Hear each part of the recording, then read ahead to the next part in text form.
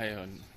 What's up mga boards? Isang mapagpalang araw at salamat muli sa pagdalaw. So, today is February 4, 2026.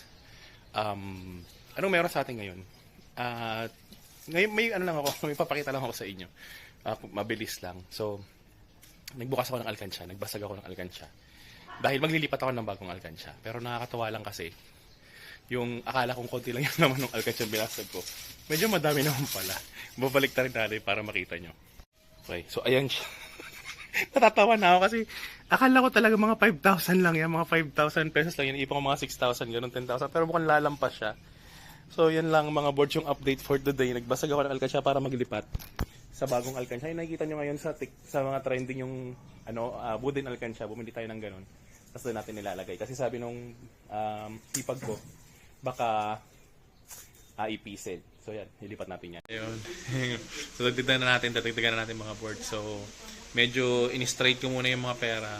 So ilalagay natin siya dito sa wooden alkansya. Balik rin natin. Ayan. Yan. So everything is a blessing. So may 1,000 na siya doon. Lalagay natin to. So this will be our new alkansya. Makikita natin yung progress niya. Yung nakita niyo sa TikTok, sa Facebook siya nakita sa Facebook yung wooden alkansya. Nagpabili ako sa asawa ko. Yan. So ilalagay ko siya. Tapos video ko yung huling ilalagay ko na pera. Wait lang mga boards. Ayan. Ang tagal din. So hindi siya yung nakikita nyo sa FB. Kasi pag iba yung itsura ng pera, hindi siya nag-align. Pero ayan na. So yan.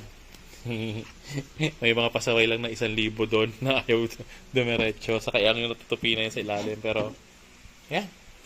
So tignan natin kung ilang taon natin iipunin niya hanggang mapuno. Siguro ang iano ko lang dito mga boards is 500 lang sa 1,000. Pero hopefully 1,000 lang. Tignan natin kung magkano yung pag napuno na yung salamin niya. Okay, so dito lang muna. Like, comment, subscribe mga boards. And God bless sa inyo. Ingat kayo palagi. And bye-bye!